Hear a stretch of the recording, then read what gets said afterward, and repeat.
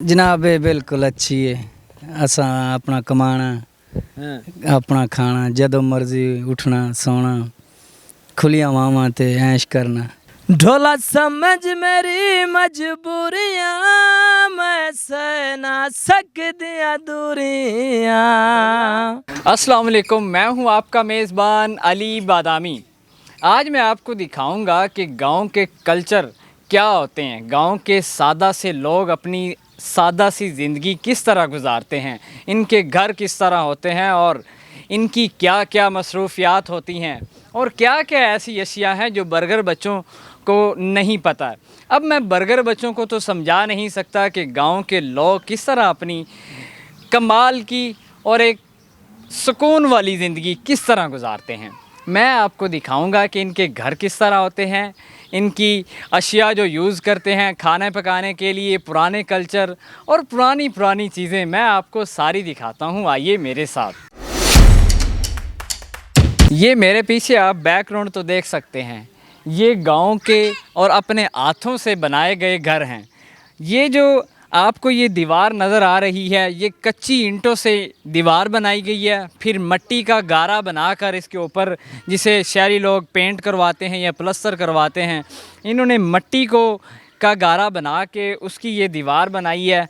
और सारी ये जो ईंटें पड़ी हुई मतलब अपने हाथों से इन्होंने बनाई हैं, साथ ही पीछे भट्ठा भी है और ज़्यादातर मिट्टी के मकान आपको नज़र आ रहे हैं। अभी तो दौर थोड़ा बड़ा चेंज हो गया है, पुराने घर भी यहाँ पर मौजूद हैं, मिट्टी वाले भी। मेरा कैमरामैन आपको दिखा सके उधर। तो दौर के बदलने के साथ साथ इन लोगों में भी चेंजिंग आती गई और इन्होंने भी अपना कल्चर आहिस्ता आहिस्ता चेंज करते करते अब ये भी पक्के मकानों तक पहुँच चुके हैं। और मेरे साथ आइएगा, ये पीछे इनका जो ज़मीन है उसके लिए ट्रैक्टर मौजूद है और पीछे एक जगह है जहाँ पर मखसूस ये जानवर इन्होंने रोके हैं और साथ खेती बाड़ी करते हैं किसान। अगर मैं आपको कहूं कि आज से एक दिहाई, ज़्यादा दूर नहीं, सिर्फ 2 दिहाइयाँ ही अगर हम पीछे चले जाएं, तो गांव के लोग और पुराने कल्चर के लोग जो जानवर होते थे उनके साथ अपनी ज़मीन की खेती बाड़ी करते थे। उसके बाद टेक्नोलॉजी आती गई और ट्रैक्टर आ गए और किसानों ने भी इस चीज़ को इस्तेमाल करना शुरू कर दिया। अब इसे कहते हैं ट्रैक्टर। इसके साथ किसान अपनी खेती बाड़ी करते हैं।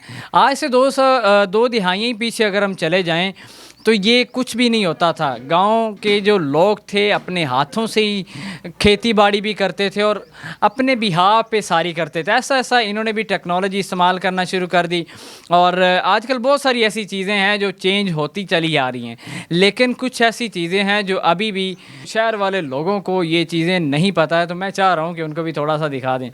अच्छा, ये एक पुरानी कमरा नुमा टाइप एक जगह है और ये मशीनरी है जिसके साथ जो चारा है इनके साथ बनाया जाता है और जो जितने भी जानवर हैं उनको दिया जाता है। पहले ये सिस्टम मेरे ख्याल से अब तो मशीन में मोटर लगी हुई है, इसके ज़रिए ये करते हैं। पहले ये अपने हाथों से भी इस तरह चलाते थे और इसके साथ इनका चारा बनाया जाता था। मेरे पीछे ये जो आप देख रहे हैं ये ख़ुसूसी जगह इन जानवरों के लिए उन्होंने बनाई है जहाँ पर ये जानवरों को रोकते हैं। और एक बात मैं आपको बता दूं कि पंजाब की जो सबसे बड़ी मशहूर चीज़ें हैं, बल्कि ज़िला उकाड़ा की जो एक ख़ुसूसी चीज़ों या जिसे कहते हैं मशहूर चीज़ों में से एक है कि ये मिल्क का हब है, दूध का हब इसे कहा जाता है। ये पंजाब का एरिया है ज़िला उकाड़ा। यहाँ पर आज भी खालिस दूध अगर आपको लेना हो तो पूरे पाकिस्तान में हो सकता है कि आपको ना मिले, लेकिन जो तहसील और दीपालपुर है जो ज़िला उकाड़ा है, ये मिल्क का दूध का हब इसे कहा जाता है। आज भी यहाँ से लोग खालिस दूध लेके जाते हैं, दूध लस्सी और मक्खन के साथ अपने खाने खाते हैं और अपनी जान बनाते हैं।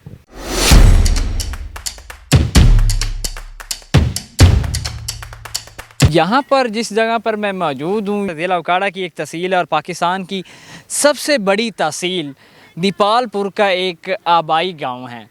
मेरे पीछे आप देख सकते हैं ये सारी फसलें हैं और ये सारी हरी हरी चीज़ें, हरे घास, हरे जो चारा इनको डाला जाता है, जानवरों को जो चारा डाला जाता है उनके लिए ये। और ये मेरे पीछे एक छोटा सा तालाब है। अब मैं इसके बताता हूँ कि ये तालाब अब क्यों बना है। अमूमी तौर पर जो गांव होते हैं उसमें ऐसी होती हैं कि जगह कुछ ऊपर होती हैं, कुछ नीचे होती हैं। तो कुछ ज़मीनों को कहा जाता है कि ये रेतली ज़मीनें जो काम की नहीं होती, जिन पर फसल नहीं उगती है, जिनमें फसल कम उगती है, तो वो उसके इस तरह किया जाता है कि शहरों में जो मिट्टी चाहिए होती है तो लोग यहाँ पे आते हैं, क्रेनों के साथ मिट्टी ले जाते हैं। जब वो इस तरह की जगह बन जाती है तो वहाँ पे ये पानी ऐसा ऐसा जमा होना शुरू हो जाता है।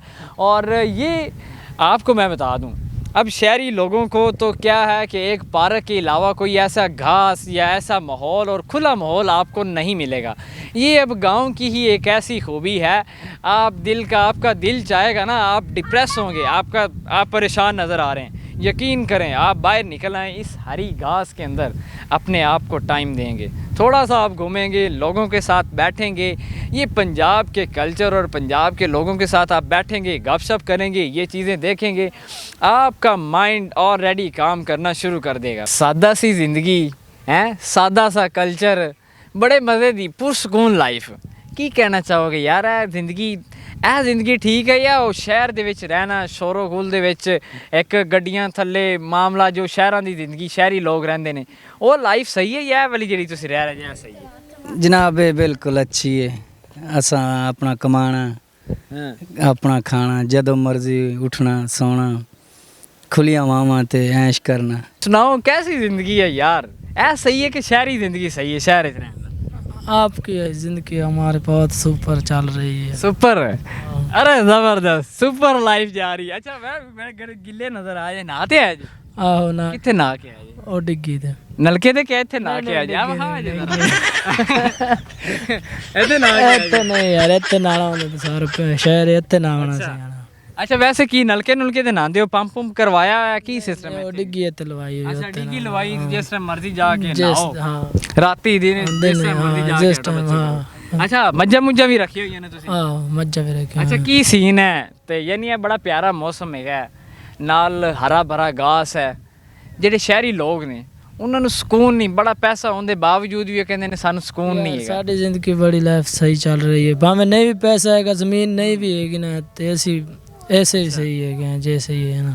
गांव का एक ऐसा टैलेंट मौजूद है जिसकी आवाज़ आप सुनेंगे तो आप कहेंगे कि क्या बात है। राहत फ़तेह अली खान, चाहत फ़तेह अली खान, लाहौर दा पावा, कुछ भी नहीं यार, आप इनकी आवाज़ सुने। हाँ जी चलो जी। अच्छा मुझे ये बताएं, गाना सुनाओ, चलो जी शाबाश, हो जाओ शुरू। मैं मेरे को फड़ा, तुसी खुला आ गया, चलो गाओ। ढोला समझ मेरी मजबूरियां, मैं सह ना सकदियां दूरियां। समझ मेरियां दूरियां, आए कमाल, आगे आगे। ढोला समझ मेरी मजबूरियां, मैं सह ना सकदियां दूरियां। वीडियो जो देख रहे हैं ना, ये भी हमारी प्यारी सी ऑडियंस है। मैं ये कहना चाह रहा था कि आप लोगों को ये मैं चीज़ें दिखाऊं कि यानी एक सादा से लोग जो गांव में अपनी ज़िंदगी गुजारते हैं, बड़े पुरसकून होती है। कभी आप आएँ, चक्कर लगाएं, मुख्तलिफ आप जाते हैं कि यार मैंने दुबई जाना है, फ़लाना मुल्क चला जाऊँगा, ये आप पहले अपने मुल्क पाकिस्तान के जो गांव हैं, खूबसूरत जो जगह हैं, आप उनका तो विज़िट करें, आपको पता चलेगा कि यहाँ पे कितना सुकून है, अपने लोग अपनी लाइफ किस तरह गुजारते हैं, इसे लाइफ कहते हैं।